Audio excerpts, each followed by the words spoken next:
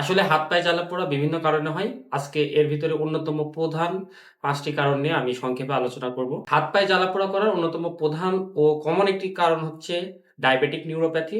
যাদের দীর্ঘমেয়াদী ডায়াবেটিসের প্রবলেম আছে তাদের এক ধরনের নিউরোলজিক্যাল প্রবলেম ডেভেলপ করে যেটাকে বলা হয় ডায়াবেটিক নিউরোপ্যাথি। এই কারণেই কিন্তু ডায়াবেটিক রোগীরা হাত পায়ে জ্বালা পোড়ায় ভোগান্তিতে সবচেয়ে বেশি ভুগে থাকেন। এরপরে যে কারণটি আছে সেটি হচ্ছে কিছু ভিটামিনের ডেফিসিয়েন্সি, বিশেষ করে vitamin B12, B1, folic acid ইত্যাদি ভিটামিনের ডেফিসিয়েন্সি হলে কিন্তু হাত পায়ের দিকে জ্বালা-পোড়া সমস্যা হতে পারে। লিস্টের ৩ নম্বরে হচ্ছে থাইরয়েড প্রবলেম, বিশেষ করে যাদের হাইপোথাইরয়েডিজম এর প্রবলেম আছে তাদেরও কিন্তু হাত পায়ে জ্বালা-পোড়ার সমস্যা দেখা দেয়।